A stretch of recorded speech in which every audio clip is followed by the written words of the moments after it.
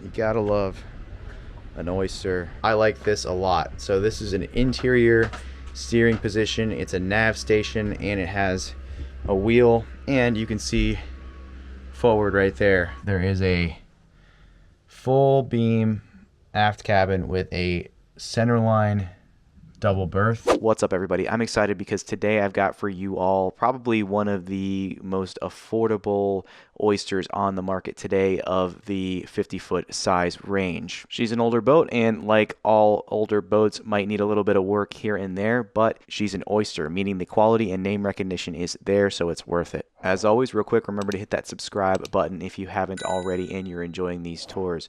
It really helps us a lot, so thank you in advance. And now, without further ado, let's get to the tour.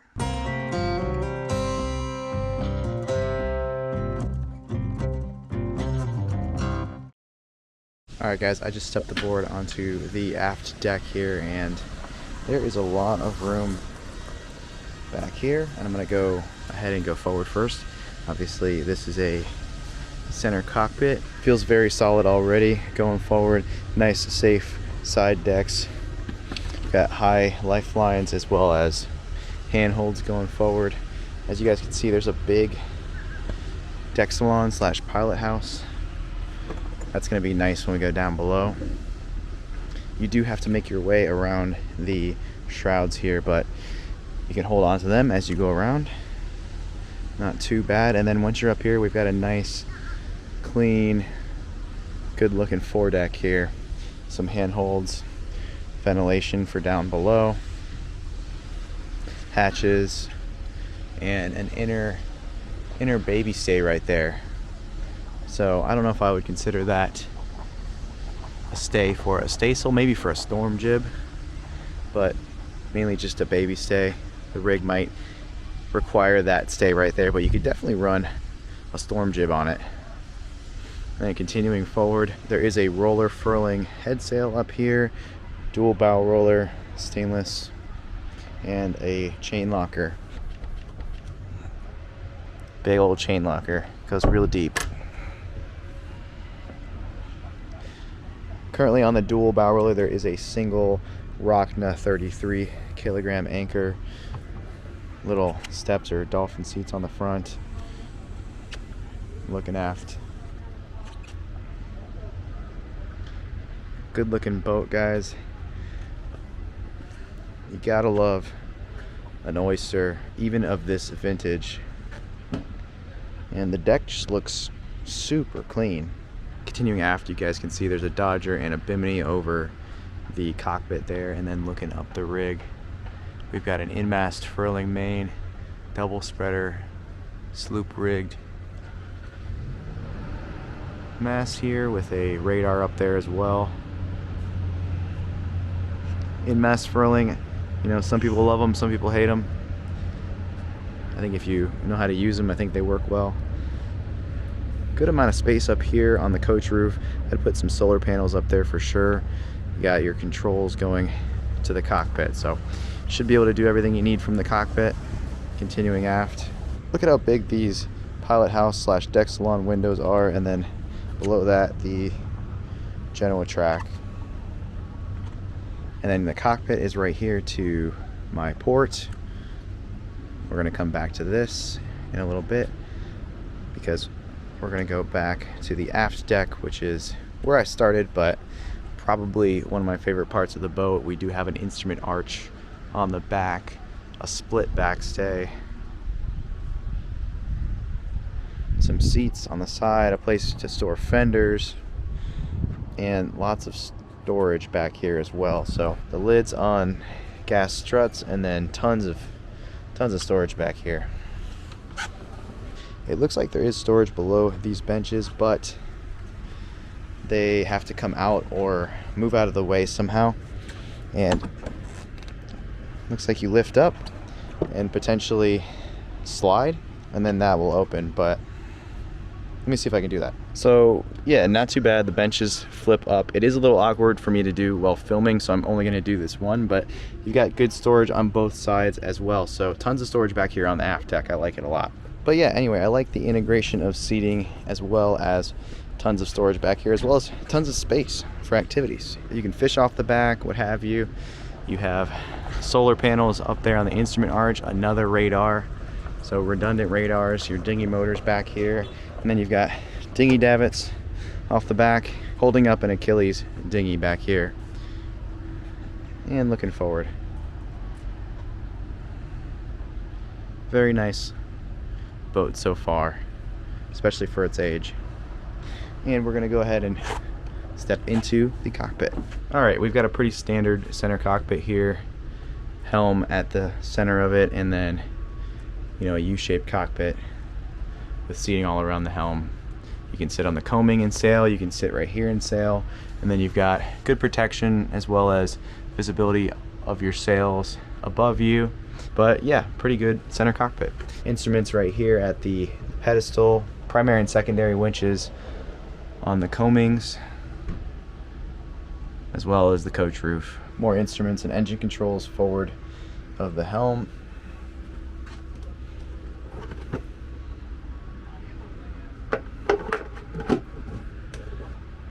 And yeah, good protection, good visibility, good place to spend a passage. The main sheet is just aft of the cockpit, so it doesn't obstruct anything in the cockpit, and it's out of the way for safety, so very nice. Let's go ahead and go down below.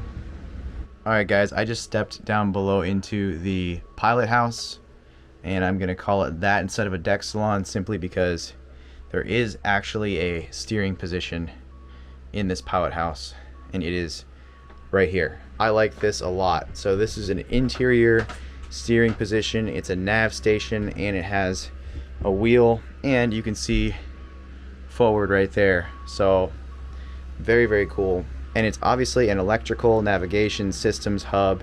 You've got your distribution panel behind this interior helm position, your nav station right here.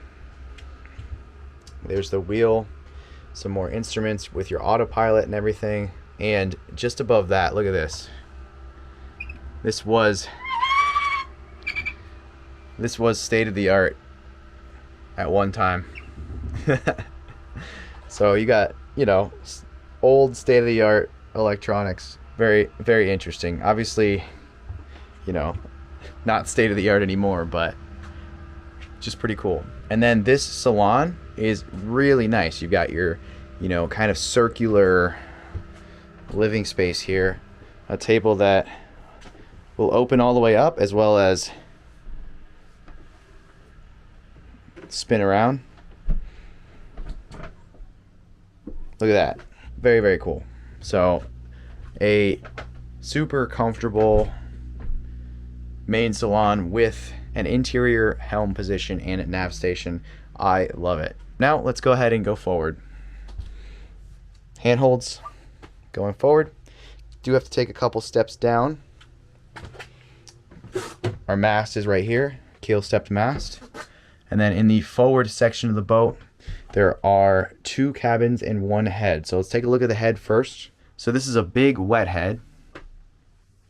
So even though it's a wet head, has a lot of space in here. Very usable. There's the shower and tons of storage as well. So good design for up here for sure. And then continuing forward and to port. This is personally my favorite layout for a monohull of this size, because now right here we have a cabin that would be perfect for kids like we have. We've got 2 single bunks. This would be great for a family, a little family of 4 like ours.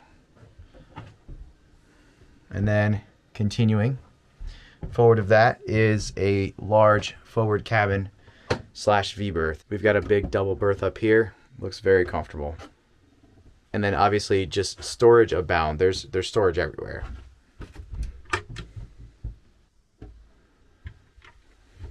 Little seat and vanity. This is a very comfortable forward cabin. Air conditioning, hanging locker, I like it. And then it is a little dark down here because there's a cover over the hatch right there, but it can get brighter down here for sure. Continuing back aft, we're back at the deck salon, which is super bright. The engine is going to be below the salon right there. We're going to get to that in a little bit. But then continuing aft, we have not gone back here yet. So the galley is going to be right down here. So we've got a really nice galley style galley. Safe in a seaway, gimbaled stove, tons of cold storage right here, top loading, and tons of food storage. Double sink.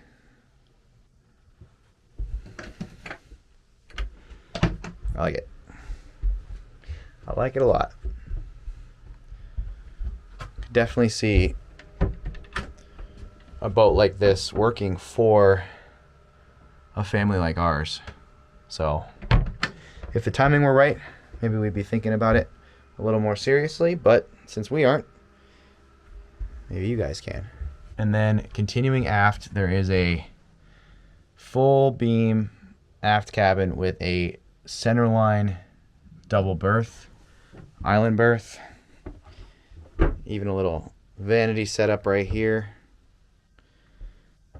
full length mirror, as you guys can see me in it. If we close that door, we've got tons of privacy back here.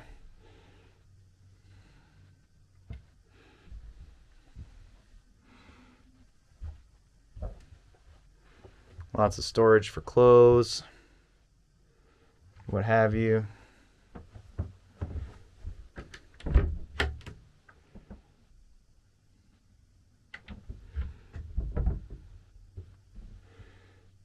Lots of potential. Certainly needs a bit of work. I am noticing some moisture issues, but this is an Oyster. And then there's an ensuite head, and this is again going to be a wet head, but a big wet head. And you do have a curtain there, so you can section it off a little bit so you don't get the whole head wet when you shower. But again, I'm seeing some moisture issues, but nothing that can't be fixed and remedied. It's mainly back here I'm noticing moisture issues, a bit of mold, but that's not something that is new to sailboats. It's pretty common, especially when they're in storage like this, and it can be fixed. So this is an old boat, guys. Needs a little bit of work, but it is an Oyster. Look at how beautiful this pilot house is, this deck salon. All right, and I am in the main salon here, and the engine is below the cabin sole. And you know, all of these panels can come up, so you've got great engine access. You just gotta pull up the right panel and access what you need. So very nice. There's the engine right there. All right, guys, it's time for the full continuous below decks walkthrough from bow to stern.